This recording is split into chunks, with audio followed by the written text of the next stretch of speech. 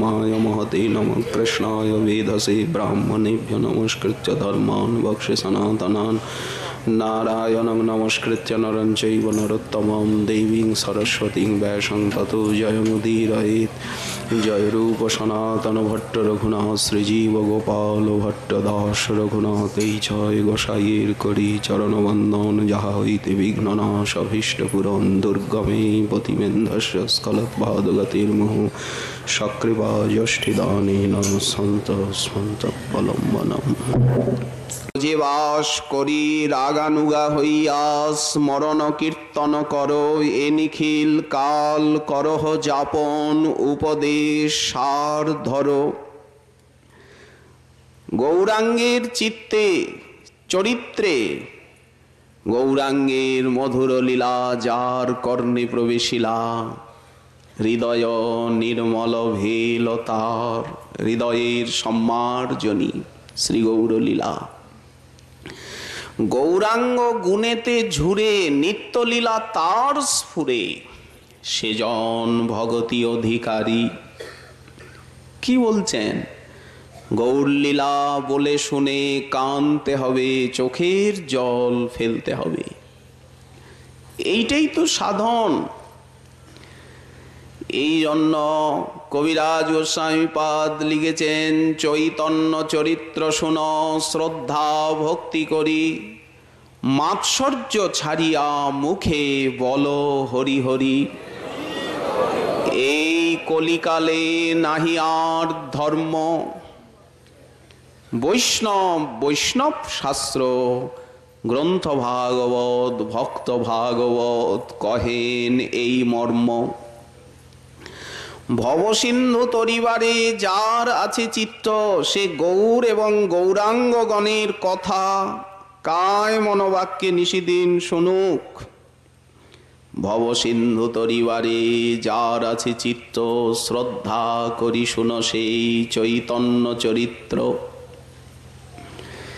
কি অপূর্ব মহাজনের বাণী। অষ্টকা নিজ সিদ্ধ দেহ চিন্ত নাম রূপ বেশ। হরিনাম করতে করতে হরি কথা বলতে বলতে ভগবত সেবা করতে করতে নিজের সিদ্ধ দেহের চিন্তা করো সেই একাদশ ভাবাত্মক গুরু প্রদত্ত শ্রীমন মহাপ্রভুর কৃপা দত্ত যে সিদ্ধ দেহ নিরন্তর চিন্তন করো।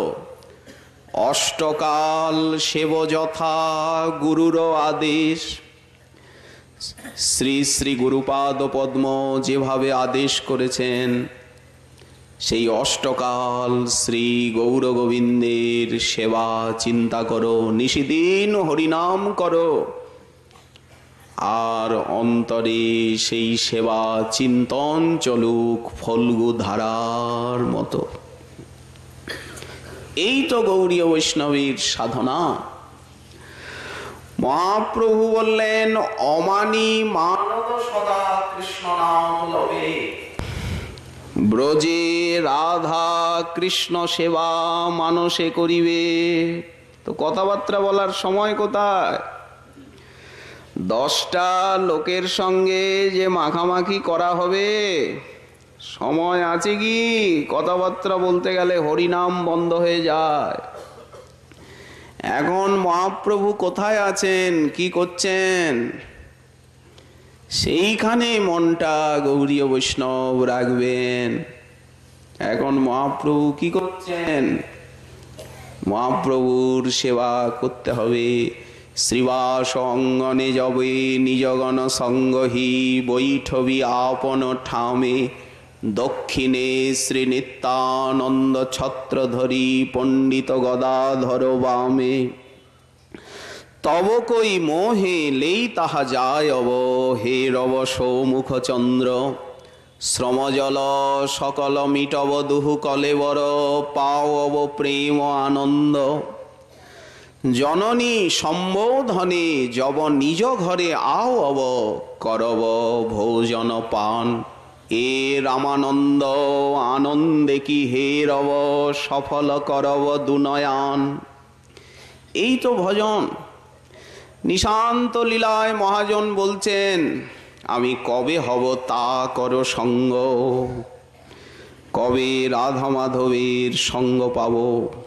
যখন তারা সেই বনপথে মূর্ছিত হয়ে গেলেন, ললিতা সুমুখী সুমুখী করি ফুকারত রাই ক্রোরে আগর, সহচরী কানু কানু করি ফুকারত ঢরকত লোচনে লোর, কতি গেয় অরুণ কিরণ ভয় দারুণ, কতি গেয় লোকক ভীত, মাধব দাস অবহুনা সমুঝল, অদভূত দোহার চরিত।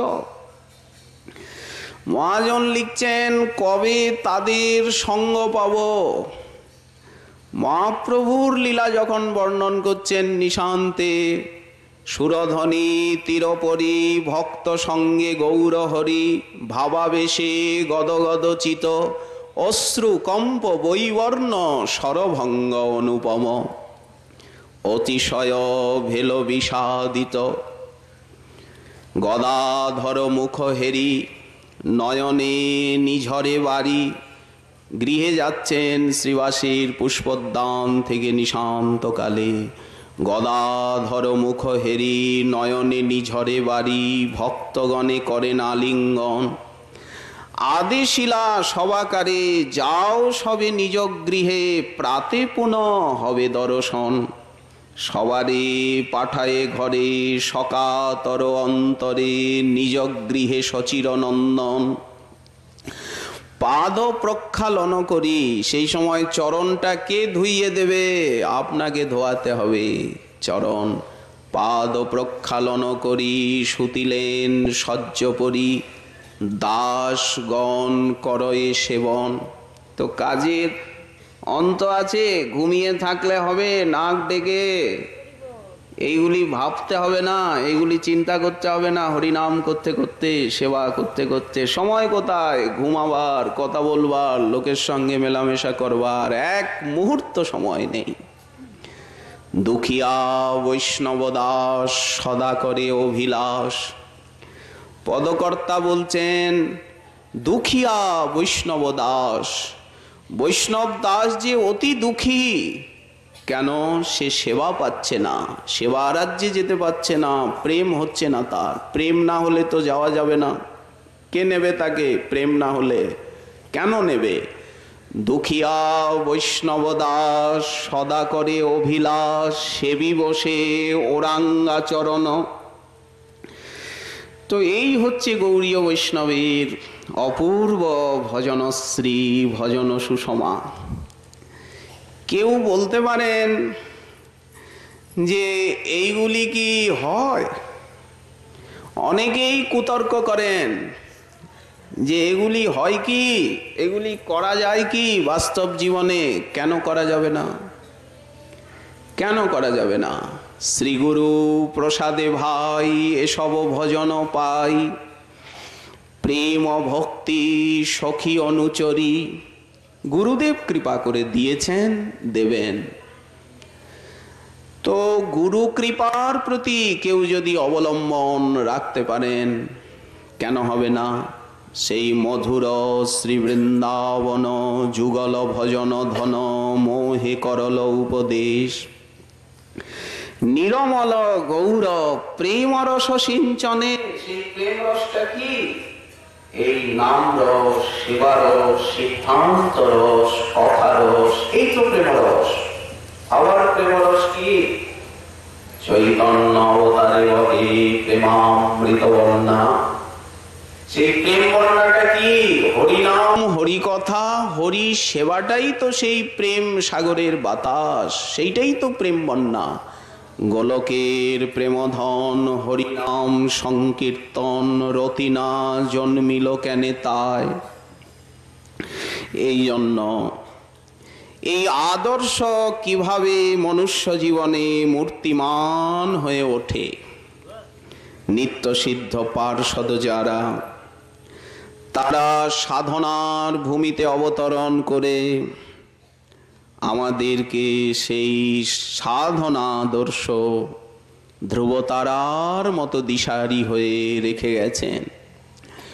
গৌরীয় বৈষ্ণব গগনে যারা উজ্জ্বল জ্যোতিষ্কের মতো আলোক বিকিরণ করছেন, সেই প্রেমের স্নিগ্ধ উজ্জ্বল সুকিরণ, তার ভিতরে একটি উজ্জ্বল শ্রেষ্ঠতম জ্যোতিষ্ক হচ্ছেন প্রেম ভক্তির মহারাজ শ্রীল নরোত্তম দাস ঠাকুর মহাশয়। আজ তার নির্জান তিথি, আরাধনা তিথি, সংস্মরণ তিথি। ব্রহ্মাণ্ড তারণ, ব্রহ্মাণ্ড তারিতে শক্তি ধরে জনে জনে গৌরাঙ্গগণ, তারা অনন্ত কোটি ব্রহ্মাণ্ডকে পবিত্র করতে পারেন। গৌর হতে অধিক দয়াল। গৌরাঙ্গের সঙ্গীগণে নিত্য সিদ্ধ করি মানে সে যায় ব্রজেন্দ্র সুতপাস। সার্থক উক্তি। শ্রীমন মহাপ্রভু এসেছেন কানাইয়ের নাটশালায়, সঙ্গে নিত্যানন্দ হরিদাস বক্রেশ্বর আদি পার্ষদ। ভাবাবেশে ভাগীরথী সেই ভগবতীর শোভা সন্দর্শনে শ্রীমন মহাপ্রভু আত্মহারা সেই রাজমহলে প্রেমে অস্থির।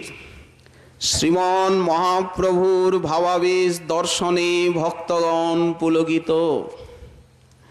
প্রভু সেইখানে নৃত্য করতে করতে পূর্বমুখী হয়ে আর নরোত্তম নরোত্তম বলে প্রভু আহ্বান করছেন।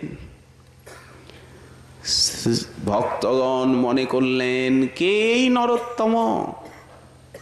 প্রভু যাকে এইভাবে আহ্বান করেন, নিশ্চয়ই পূর্ব দেশে নরোত্তম নামে প্রভুর কোনো প্রিয় পাত্র হয়তো আবির্ভূত হবেন, যার দ্বারা প্রভু অনেক কাজ করাবেন।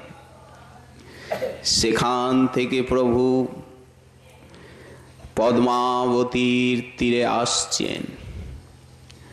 পথে নিত্যানন্দ প্রভুকে বললেন, শ্রীপাদ।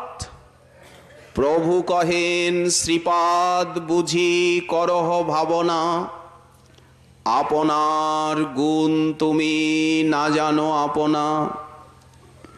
শ্রীপাদ, তুমি যে কে এটা তুমি হয়তো জানো না, আমি জানি। নীলাচলে যাইতে যত কান্দিয়াছ তুমি, সেই প্রেমা দিনে দিনে বান্ধিয়াছি আমি। সেই প্রেম রাখিব আমি পদ্মাবতী তীরে। নরোত্তম নামে পাত্র আমি প্রেম দিব তারে। প্রেমে জন্ম হবে তার আমা বিদ্যমানে, আমার প্রকট লীলা কালেই তার জন্ম হবে। এখন রাখিয়া যাব পদ্মাবতী স্থানে। প্রভু এসে উপস্থিত হলেন কুতুবপুরে। সেই ভাগ্যবতী পদ্মাবতীতে প্রভু অবগাহন করছেন। প্রভু ডাকছেন, ওগো পদ্মাবতী, ধরো প্রেম লহ। নরোত্তম নামে পাত্র তারে প্রেম দিও। পদ্মাবতী মূর্তিমতী হয়ে প্রভুর চরণ বন্দনা করলেন। দয়াময়, হে করুণা নিধান, কি করে জানবো কার নাম নরোত্তম? আমার সলিলে কত শত সহস্র ব্যক্তি রোজ স্নান করে। পদ্মাবতী কহে, প্রভু কর নিবেদন। কেমনে জানিব কার নাম নরোত্তম? মহাপ্রভু বললেন, যাহার পাদ স্পর্শে তুমি অধিক উছলিবা, সেই নরোত্তম, তারে তুমি প্রেম দিবা। এই বলে প্রভু সেই সঞ্চিত নিত্যানন্দ প্রেম পদ্মাবতীর কাছে রেখে আবার নীলাচলে গমন করলেন শ্রীগম্ভীরানাথ, সন্ন্যাসী শিরোমণি নীলাচল বিভূষণ।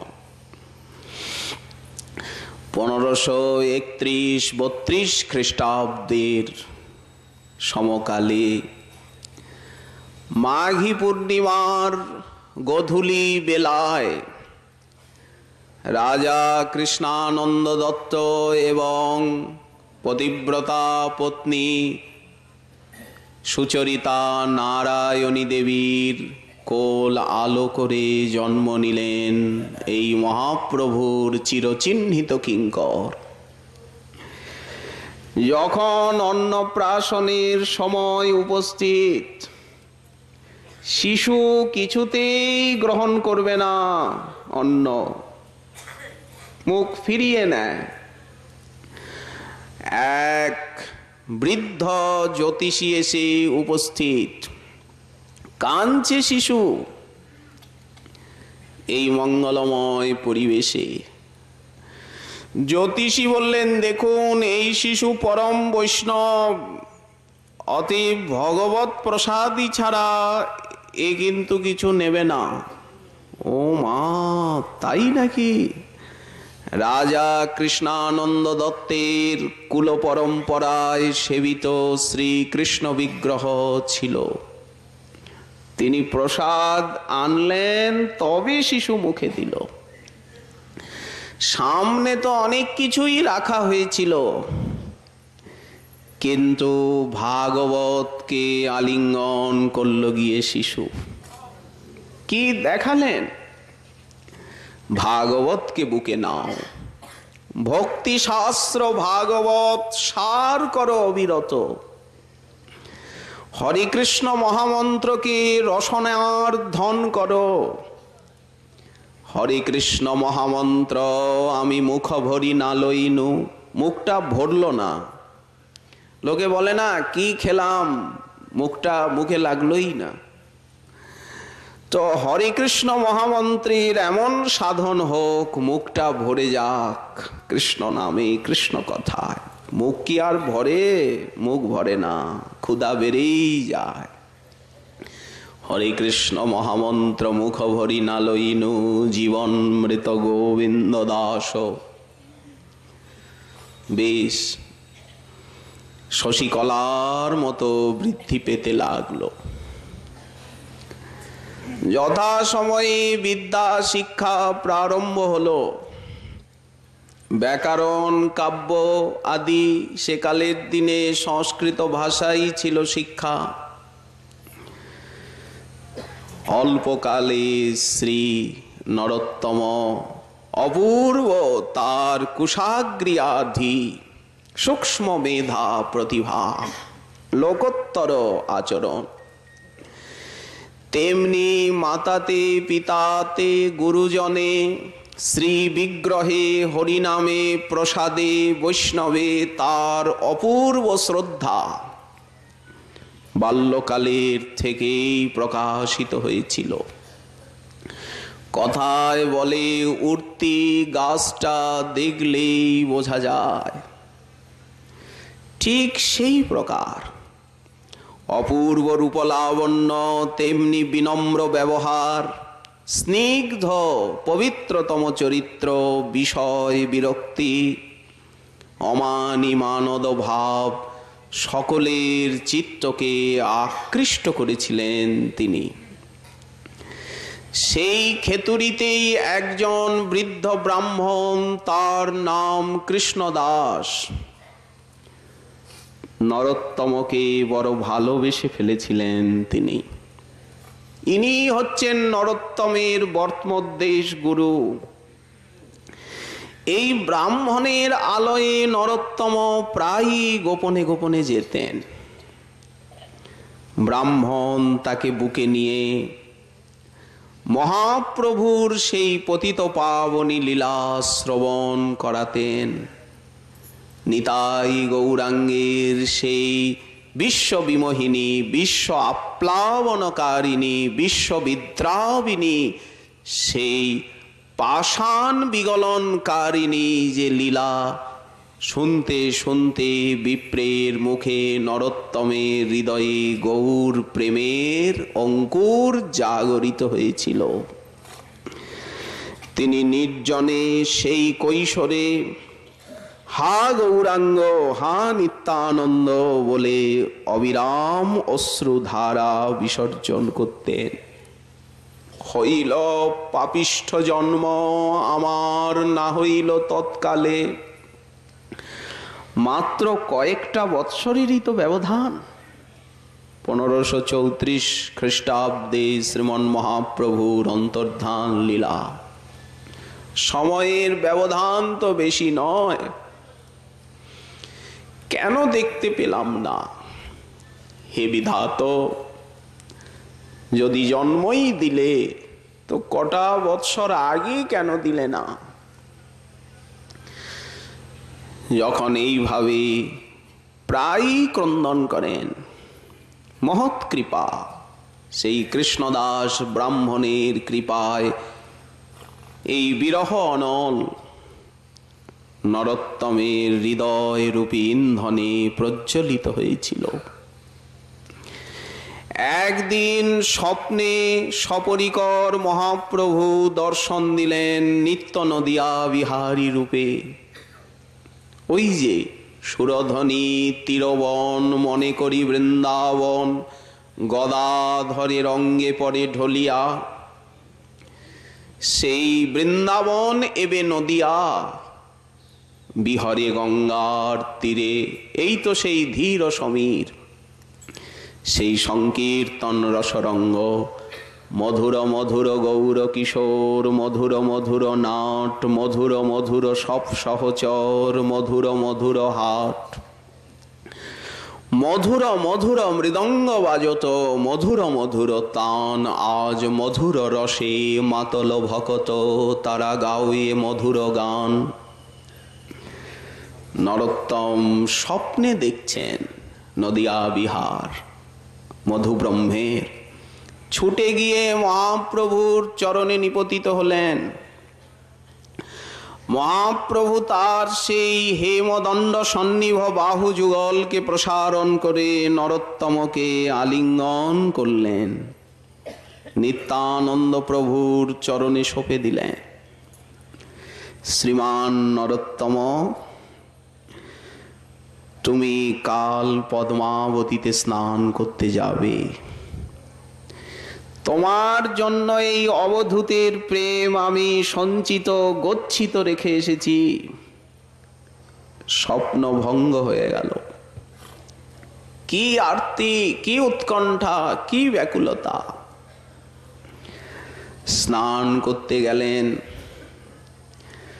পাদস্পর্শ মাত্রে পদ্মাবতী উচ্ছ্বলিত হয়ে উঠল। সেই অজভব দুর্লভ সেই প্রেম নরোত্তমের দেহ মন প্রাণে প্রবেশ করে গেল। প্রেম তো লাদিনী শক্তিবৃত্তি, প্রেম তো ভগবৎ শক্তি, সম্বিত সার। সঙ্গে সঙ্গে কষিত কাঞ্চন কান্তি, বর্ণ পরিবর্তন হয়ে গেল। অশ্রু কম্প পুলক বৈবর্ণ স্তব্ধতা, গদগদ বাক্যোচ্চার, হাস্য নৃত্য সমকালে প্রকাশিত হলো।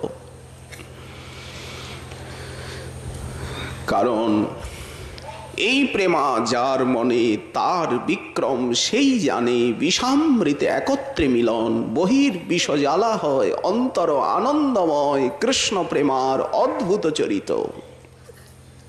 প্রেমের কি কোনো ব্যাখ্যা আছে? তো এই জন্য কৃষ্ণ প্রেম সুখ সিন্ধু।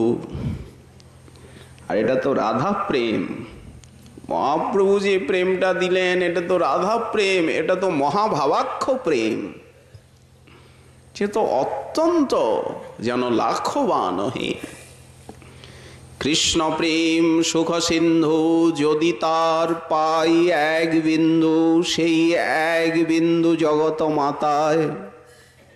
বিহ্বল নরোত্তম মাতা পিতার গ্রামবাসীর চিন্তার অবধি নাই। ছেলে বুঝি পাগল হয়ে গেল, কি ভূতগ্রস্ত হলো। ওঝা বললেন, দেখুন চিন্তা ভাবনা করবেন না, এর যে রোগ ব্যাধি দেখছি না এটা দৈব, ও আমার বিদ্যে কুলবে না, এটা অপ্রাকৃত অলৌকিক এই রোগ। এই যে কাঁদে, হাসে, নাচে, চুপ করে থাকে, কথাবার্তা বলে না, স্থির, বলেন এই রোগ ভালো হয় না, এর কোনো চিকিৎসা নাই, আরম্ভ হলে বাড়তেই থাকে, কমে না।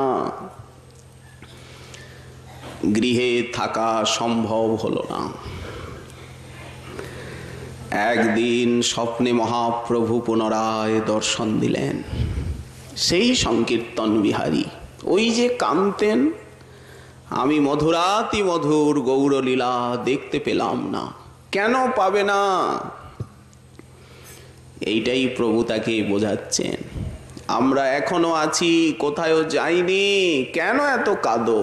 তোমাকে দিয়ে যে অনেক কাজ আছে। প্রভু দর্শন দিয়ে নিত্যানন্দ প্রভুর হস্তে সঁপে দিয়ে নিত্যানন্দ প্রভু আলিঙ্গন করে গৌর প্রেম দান করলেন, অদ্বৈত প্রভুর হস্তে সমর্পণ করলেন।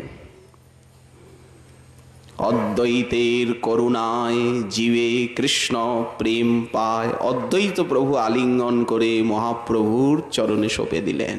তিন প্রভু এক তনুমন, ইঠে ভেদ বুদ্ধি যার, সে যাউক ছাড় খাড়, তার হয় নরকে গমন।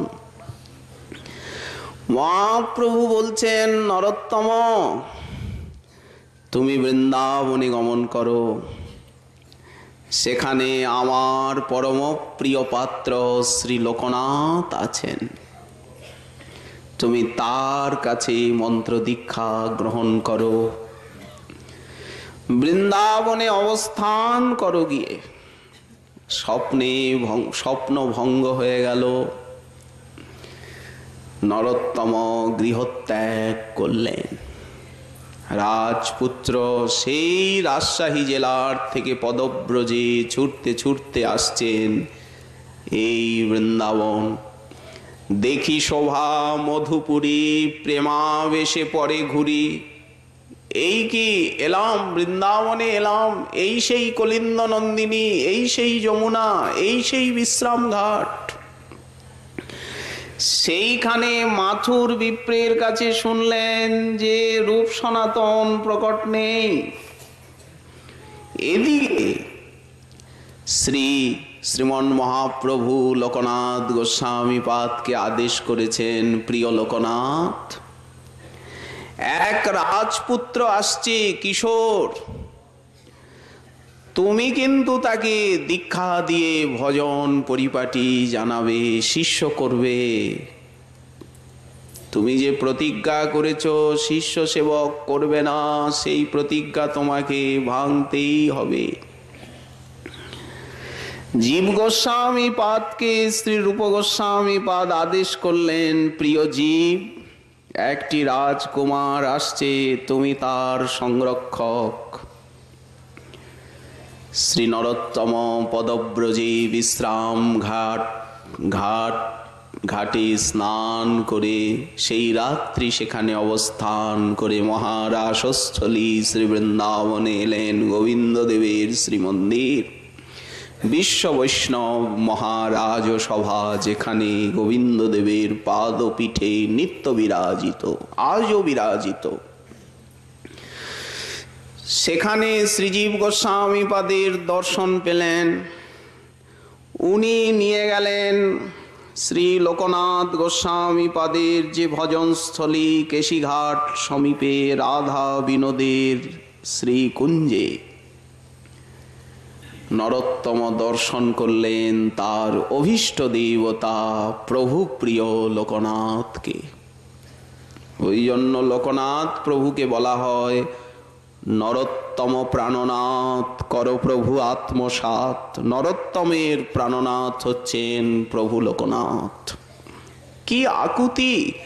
প্রভু লোকনাথ মোরে সঙ্গে লইয়া যাবে, শ্রীরূপের পাদ পদ্মে মোরে সমর্পিবে, আমি রূপ গোস্বামী পাদের চরণ পাব। প্রভু লোকনাথ গোস্বামী নিয়ে আমায় শ্রীরূপের চরণে সমর্পণ করে দেবেন। এই ভুরি ভাগ্য আমার কবে হবে? লোকনাথ গোস্বামী পাদ আদেশ করলেন, মহামন্ত্র জপ করো। উনি কিছুতেই শিষ্য বলে অঙ্গীকার করতে ইচ্ছুক নন। মহামন্ত্র জপ করো। লোকনাথ প্রতিজ্ঞা করেছেন শিষ্য করবেন না। যদ্যপি প্রভু আদেশ করেছেন তথাপি উনি কিন্তু করছেন। নরোত্তম এক অপূর্ব সেবাব্রত তিনি গ্রহণ করলেন। শেষ রাত্রিতে যেখানে বহির্দেশে গমন করেন সেই বনমধ্যে প্রভু লোকনাথ উনি লক্ষ্য করলেন, অনেক আগেই রাত্রিতে গিয়ে উনি স্থানটিকে সম্মার্জন করে আর সেখানে জল মৃত্তিকা আদি সাজিয়ে রেখে আসেন। লোকনাথ গোস্বামী পাদ মনে মনে ভাবলেন, কে এই নিজ সেবা করে?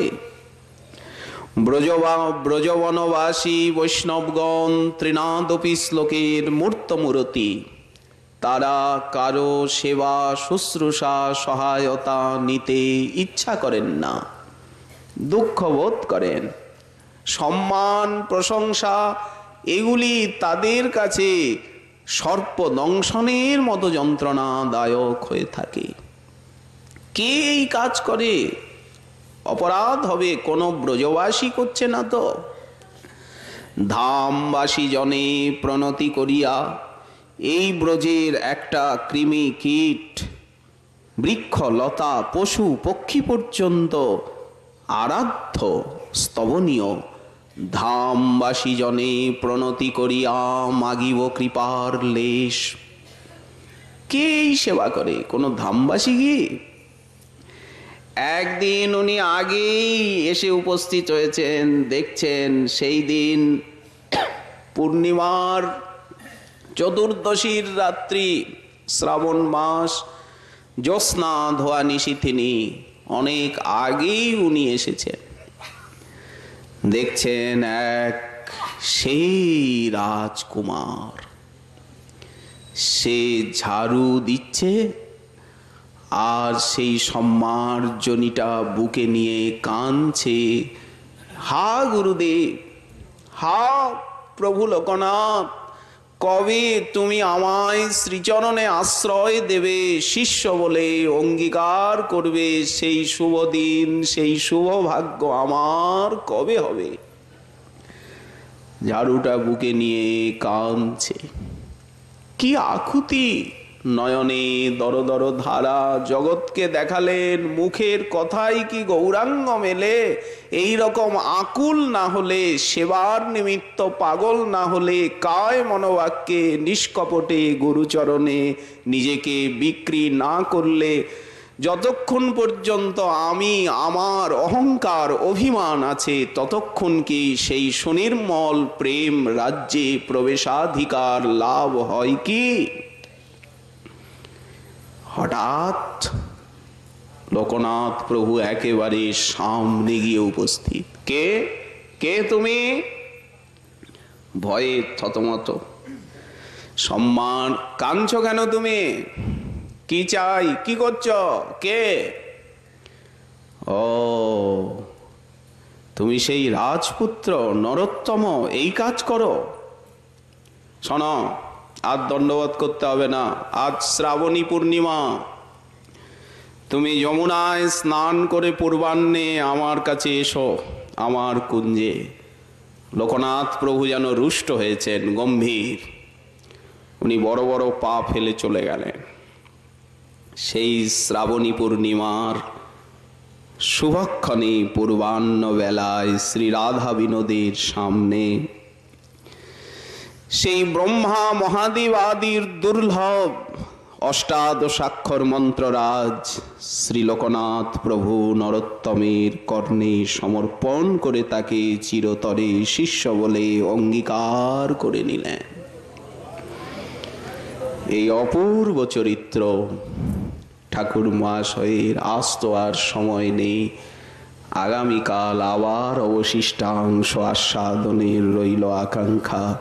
আজকে আমাদের শ্রী শ্রী ভাগবতী কথার এইখানে দেওয়া হলো বিশ্রাম।